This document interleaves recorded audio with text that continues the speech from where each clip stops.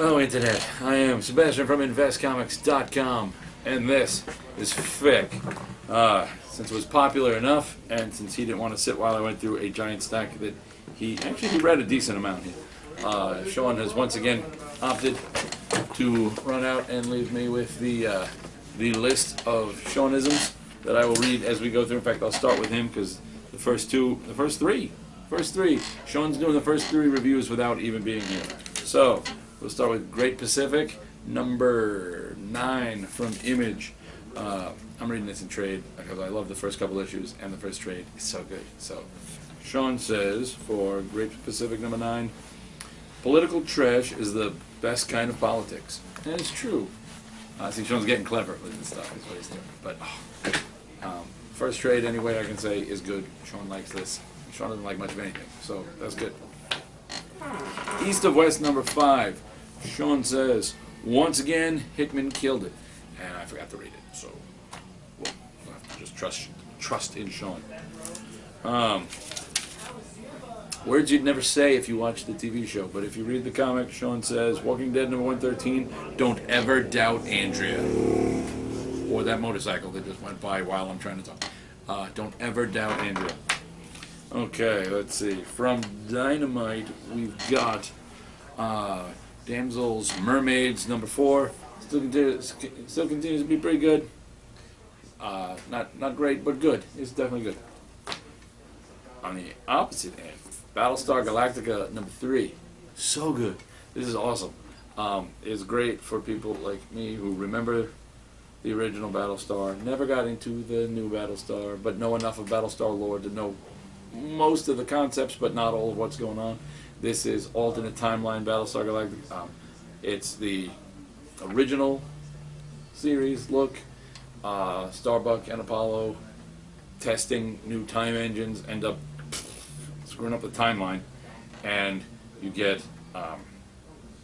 some interesting meetings. You get Apollo meeting his wife that he thought should be dead because she died in the real timeline. You get Starbuck meeting Starbuck in case there wasn't enough ego in the universe already. Now you get Starbuck times 2 is a lot. But there's a lot of fun, and ultimately what you need to know is that it's Abnett and Lanning writing cosmic stuff. Duh. I sneeze at you, Internet. I sneeze at you. The Shadow, Green Hornet, Dark Knights, number 2. Shadow and Green Hornet team up in the World War II era.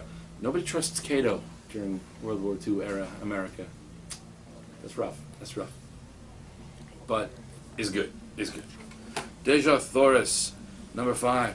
Good. Threw me at the end. I thought I saw what happens at the end. I thought I saw it coming earlier, and it turned out it wasn't coming. I was like, oh.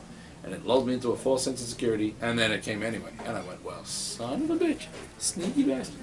But this Deja Thoris and the Green Men of Mars, I think is I know there's a lot of the Warlord of Mars and spin-offs going on at Dynamite. This is one of my favorites.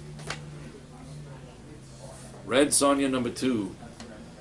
Simone on Sonja. This was so good. The first issue was great. This issue just even better. You've got Sonja versus her former, we'll call them cellmates. They were trapped to do like barbarian style fighting, and it's just a mess. She just turns Sonja's world upside down. It's all the physical battles you're used to in a Red Sonja, but a lot more cerebral battles than most people have been able to pull off in a Red Sonja. At least in the comics. The books were always really good. But yeah, this Gail Simone can just, girl can write, and she writes, so good. It's just so good. Do I have to have ends of sentences? I don't think I do. So good. Archer and Armstrong, number 12. Is that on here? I think he's behind on that. All right. Archer and Armstrong, number 12. So damn good. You get another one of the brothers. You get the gray-skinned guys just apparently can't take a punch. You get some Archer and Armstrong, but it's Mary Maria Archer, who is currently possessed by the spirits of the Archer parents, hanging with Armstrong while Obadiah is off is off with Ambrose Bierce discussing you know, all sorts of great literature and Twilight Zone stuff. It's so good. It's so good. Anything on this one, Sean? No. Okay. This is Avengers, not Academy. This is Avengers Arena, but it's written by Christos Gage and drawn by Carl Moline, so it may as well be Avengers Academy. And it was the best issue so far. I liked this series in the beginning. It kind of lost something for me in the middle. Rick put me back on it because Rick doesn't recommend much, and when he does, it's to be taken seriously. And then, of course, you know, Christos Gage is one of my favorite writers, and Carl Moline is one of my favorite artists. And a good pal. Hey, Carl, you're not watching this. It's on the internet. Maybe Hey Anna if you follow the link. But, yeah, this is so good. Best issue. You find out a little more of what's going on. Reveals I thought I had revealed for me when I saw Carl's pages were, oh, you're a sneaky man, Carl, showing me artwork without words, and then I think I know what's going on.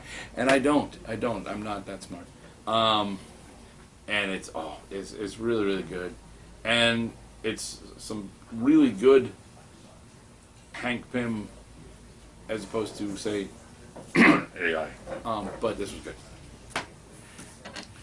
Say anything about Little Gotham? He does not. Batman Little Gotham, number 5. Apparently, if you really want to break it down, this is Mr. Freeze in Little Gotham is like the Charlie Brown of Gotham. It's just so sad and so touching and just really, really good. And poor what's her face? Poor Poison Ivy. I guess she could be the little redhead girl. But the Robins take on Bane along with I guess he's like little kid Blockbuster. It's so good. It's just so good. This book is so good. It should be in continuity, but it isn't because there's no way it could possibly work. But it's so good. Deathmatch number 8 is awesome. You should be reading Deathmatch. This really, you get some real thoughtful. You get Meridian versus the Anti-Meridian, and it's some powerful stuff for characters that that don't have like it's not like this is one of those books where we're going to take characters you've known since you've started reading comics. We're going to take 60, 70-year-old characters and pit them against each other in battles to the death. These are new characters, but you still you feel it. And in 8 issues, when characters have died in every issue, and the further along we go, the more powerful it is. Because this is 8 issues of great character growth. This is very character-driven, combat-y kind of stuff. And we find out a lot about Sable versus the heck is his name? I'm not good with names. Not Manchurian. It's the what the hell is he called? He's the guy. Oh man, Omni Engine. So just powerful. Feels and see, I said feels out loud. That happens. All right, Fearless Defenders, number 8. Best issue yet, and I said that about number 7. So first 6 issues had me kind of in the meh zone. 7 and 8 are great. This new dynamic of how Annabelle and Valkyrie now have they now share an existence, kind of like the old days when Thor and Donald Blake used to have Donald Blake, I'm Thor, but they were 2 separate people. They've got that going on. That was the deal that Valkyrie made to save Annabelle when she sacrificed herself saving Val. And in this issue you got, how's this for a lineup for you, Internet? This issue, you've got you got Val, you got Misty Knight, you got Elsa Bloodstone, and a brood named No Name that apparently has appeared before and is, if not quite friendly, he's not quite an evil brood. Versus the organization that is cloning genetically altered, like their own genetically altered cyber brood army. And it's just so good. It's so good. If you haven't been reading this series, I say take a look at the first trade to see what's going on, but I say jump on with number 8. Jump on with number 7, and this is good. This is worth reading. Harbinger number 15. Anything from the Sean Gallery? No. It's Valiant. It's awesome. Oh my God! Ending that I did not see coming. Even though I read the original Valiant, I remember that Harbinger was one of my favorites. I knew that originally one of these characters would be the first to face a bad end, and we get a worse end, an end that didn't make me feel. I haven't felt this horrified by the end of a character since in 52 when Sobek tricks little Black Adam is Osiris, and they tricks him into changing back and eats him. I haven't felt that. Oh my God! But and this I think may even have trumped the oh my God. But holy the crap! So I won't go good. Let's go. So horrifyingly amazing. Nightwing number 23. I'm gonna say it. Wait for it. It's so good because holy crap.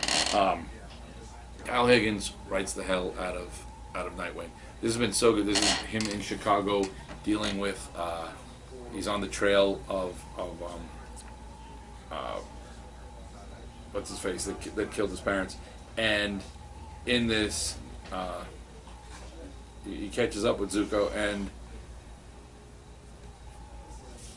it doesn't go at all like you'd expect, and it's not over. We've got more, and this new prankster is a lot cooler than the old prankster, and yeah, the 52, new 52, the way it changes things tends to either make me go what the hell or holy crap, and this falls into the holy crap because it's just good.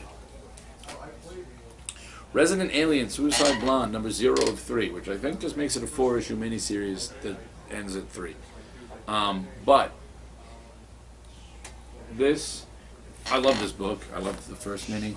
This book is great. If you haven't read the first one, I recommend this to segue into the next one. If you haven't read this, I'm willing to bet you can pick up number 1 without reading this or anything before it. This is just a nice segue for where we left with the first miniseries to where we're going with this new miniseries, and now the new issue will pick up with a number 1 that just jumps right in, and you'll be on, literally page 1. But this is a nice in between, and I love this. It's an alien who crashed on Earth, has enough of a power that we still see him in the artwork in the book. He's alien. He's clearly alien, but people around him see him as a normal person. That's what he makes them see.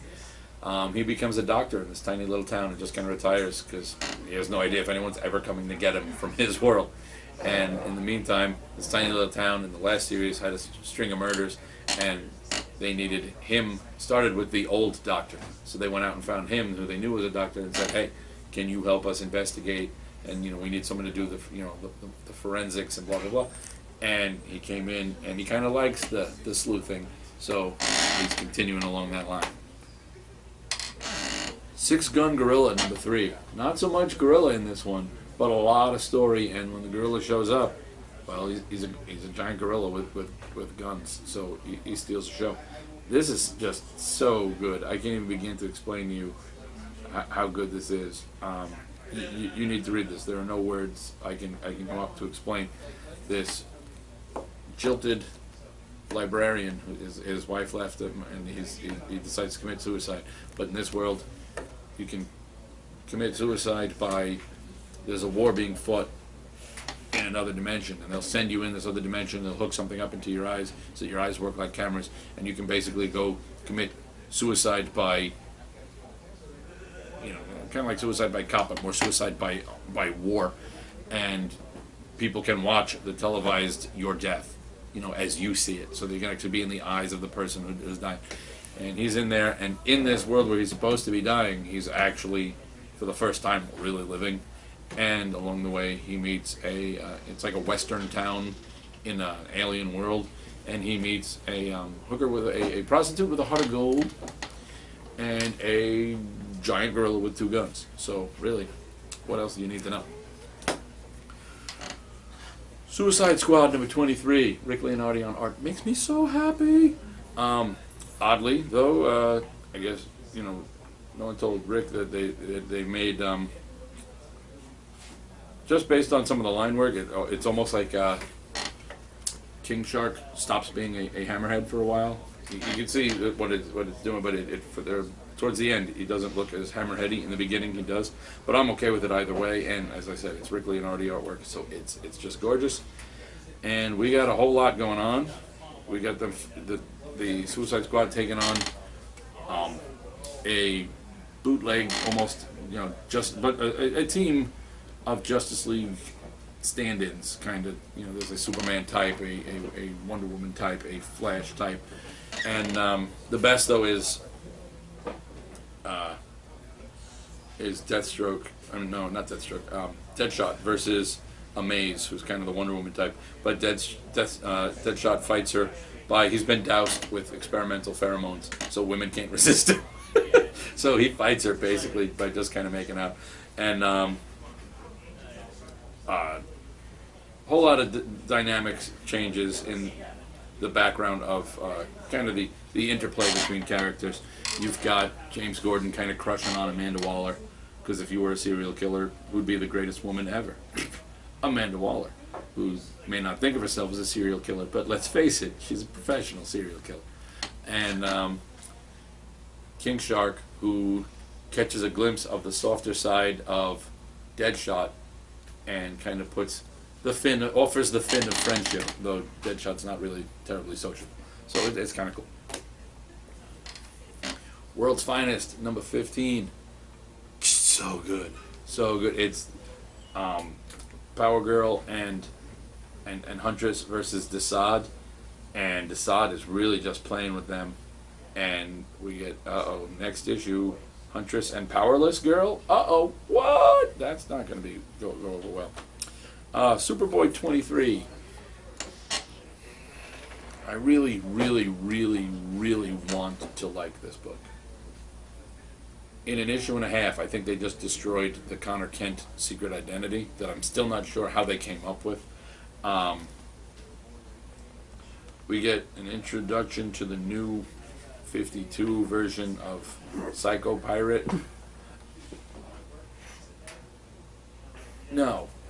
What the hell were you thinking? No. Just stop, DC. Let's take one of the iconic villains who became huge in Crisis. One of our most iconic crossovers that started all our big crossovers. Let's just totally make him just a generic bad character. Why? New 52. Why you do this? Why you do this to me? I still like Crypto though. Savage Dragon number 190. And then in the Dragon, I'm gonna win. No, win. What? Ooh. Creator-owned universes. You know, creators say, I like to write my own stuff because I can do whatever I want. Eric Larson's doing whatever the hell he wants. And it's holy cow. This is a great book. It's always been a great book. There's not a lot of books you can say it's up to issue 190 and all 190 issues have been great, but it's Savage Dragon and all 190 issues have been great. Even when it goes completely off the beaten path, it's still awesome. So read that. Saga number 13. So good. Lying? No, I'm not. I'm not lying.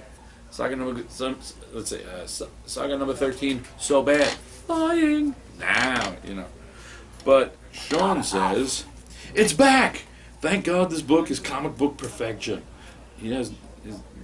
I missed everything about this book, and now that it is back, I feel whole again. So, this book, it completes Sean. Oh, this book is amazing. It's just, yeah, the only problem with any time this book comes out is that all too soon you're done with it, and then you have to wait for it to come out again. And this makes me sad that it's not out again. You get like a flying bat-winged rat that's just pooping as it flies down a hall. It's the little attention to visuals that just, the art is gorgeous. Fiona Staples. So good. So good. But no one makes worse first impressions than writers. As a writer, I can say this is true. I also make horrible second impressions, third impressions. In fact, my first impression is horrible but accurate. Smallville number 16. Brian Q. Miller. Man can write. Book is really good. We're introduced to the Smallville Wonder Woman and Steve Trevor, and you've got the Black Room. You get the Smallville universe's Mr. Bones. Remember the chain-smoking, rhyming skeleton guy? Only they didn't make him a full-out skeleton for this, but I think I may like Brian Q. Miller's Smallville universe more than I like the entirety of the New 52. There are parts of the New 52 I really like, but I like this whole universe. Green Lantern Corps number 23 has gorgeous art, Kuns and Durlans. So if you miss Legion superheroes, there's Kuns and Durlans in Green Lantern. So it kind of, you've got some cosmic stuff happening as opposed to just ring, ring, ring, ring, ring, ring, ring. But it's all leading into lights out and ring, ring, ring, ring. Justice League America number 7. Let's see what Sean had to say. Sean says, the least impressive issue of Trinity War, still good. Sean's a dirty liar. Dirty, dirty liar. This book was very impressive. There was some great stuff. You get the Atom's big reveal to the rest of the team of what's been going on. You get Element Girl still being completely out of her element. You get the Question. You get, what's his face? Dr. Psycho, who was also in Superboy. But same character, same New 52 version of Dr. Psycho, but this version acts like he's supposed to. And when I read it, this is a character I can get behind. You know, I can enjoy not liking this villain. I can enjoy hating this villain. He's not just the cheese we've been getting in Superboy. This was really, really good. And, Wonder Woman gets her hands on some stuff. Catwoman and the House of Mystery are friends. Who knew?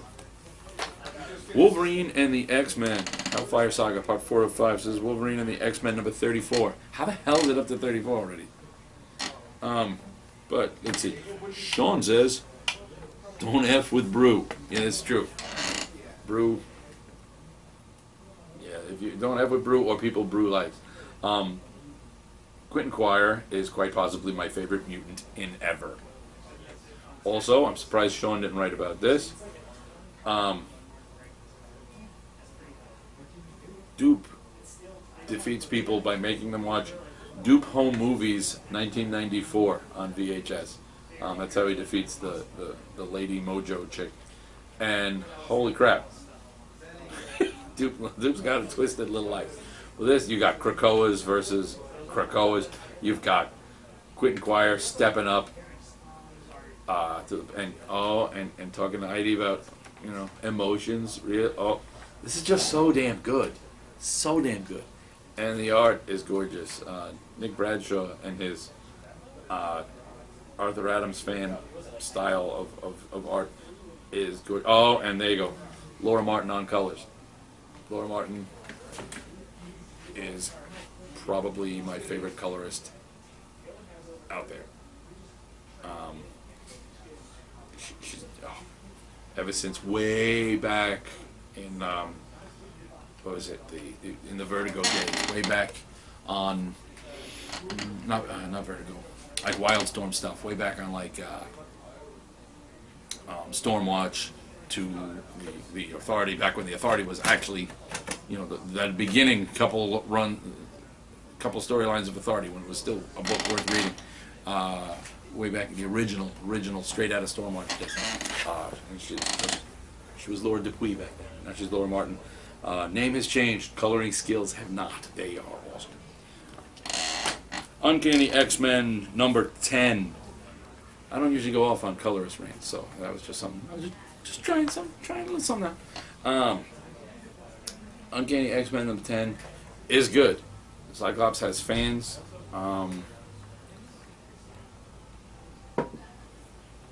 Dazzler, Magneto, and Maria Hill have, you know, a standoff of sorts. I still can't quite get used to bald Magneto, his shaved head, and the fact that he's always wearing his collars up like this. I don't know, it kind of throws me a bit, but when he acts like Magneto, he acts like Magneto. And ooh, he gets like a burn from Maria Hill, just like, you know, oh, yeah, you can't drop a tank on me like you used to. Oh, you don't. When Magneto's powers are broken, don't remind Magneto's powers are broken. That's not nice. Batman number 23, 0 year. Alright, let's see. Sean says, it's Scott Snyder. He doesn't write bad books. And it's true. He does. This is really, really good. Oh, mine's ripped. But yeah, this, you get up to, this brings us to the Bat moment. This has some nice Alfred Bruce moments.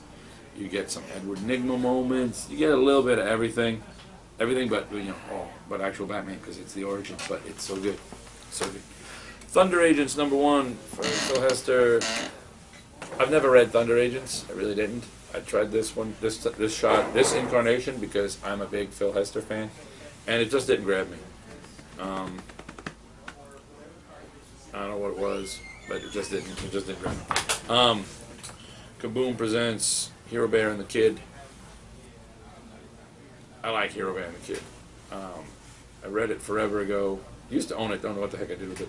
I think based on some of the I think this is the original one that I read, just being, you know, re-put back out there, and it's still good. It's drawn all animation style, and you can see the, you know, the breakdown lines underneath it. Just gives it that very raw feel, but it's so good. Ghosted number 2. I like this book. It just got announced this is going ongoing, and I'm happy with that. They're basically thieves trying to steal ghosts, and it's creepy. It's so well done. It's got, you know, those moments like in good horror movies where you see the ghost come up and you see the creepy thing come behind someone, and it's right there. You see it, they don't, and it just misses them by like that much, and they don't even know how close they've come to you know, a horrible death. So it's good. Infinity Part 1 of 6. It was okay, I guess. I mean, the art was really nice, and the story was alright, and alright. They're sending Avengers into space, but Iron Man says, I'm sorry I can't go with you. I wish I could. Meanwhile, he's in his armor from Guardians of the Galaxy, so he's not going into space because I don't know why. It has that first part, which was from you can reread the thing from the, if you didn't get the free comic book day, Infinity number 0, it's in here. It's in there, and it's okay. It's not great. It's not bad. It's just okay. Constantine number 6. Woo! If you're a dick like Constantine, when you die, there could be people who try to take advantage of this. So things get hectic in the just between life and afterlife for Constantine. But it's good, and you do get Papa Midnight, and that's always fun. Batgirl Wanted number 23 seems to be awesome. Gail Simone again. Gail Simone writing kick-ass redhead chicks. Really, that's what the world is for. Is Gail Simone writing powerful female leads with crimson tresses. Not dresses, tresses. Hear my enunciation. So good. This is continuing the storyline. Oh, things get completely out of control. She's already being blamed for the death of her brother and hunted down by her father, even though her brother, as we discussed earlier, is crushing on Waller in Suicide Squad. They don't know that. And then, oh, it gets complicated. And you know, there's some loss in here. There's some love and there's some loss, and there's just a mess. And and she's operating out of the bat suit because she doesn't feel she's worthy of the bat anymore. And it's just really, really good. Superior Spider-Man Team Up number 2 and Scarlet Spider number 20. This is part 1 and part 2 of Sibling Rivalry. Scarlet Spider comes to team up with Spider-Man. He has no idea that it's not his clone brother Peter Parker in there anymore, but it is in fact Otto Octavius, who once was killed by Scarlet Spider. So things are a bit tense. I feel really bad for Scarlet Spider because he was just getting mentally into kind of a good place, and he goes to, as it says in these, the one person who truly believed in him and told him you can do this, who was Peter Parker. And as far as he can see it, Peter Parker is just an absolute dick to him. And this, I think, these 2 issues more than anything made me all over again mad at this whole setup, and I really want Peter Parker back, if for nothing else than to, you know, like, dude, that wasn't me, you know, that was whatever, and to kind of set things right there. But it continues. It's story-wise, it's good. It's just pissing me off, but for the right reasons, I guess. And finally, we come to X number 4. So damn good, so damn good. We get the resolution of the current of the initial 4-issue story, and it leads us right to a kind of new status quo, and where we're going from here. And it's just really good. X, if the idea of a hyper-violent Batman appeals to you, then this is your book. So, forgot. Sean said about Nightwing, I feel like it's losing its magic. On the issue I like best, so go figure. Thank you and good day, interwebs.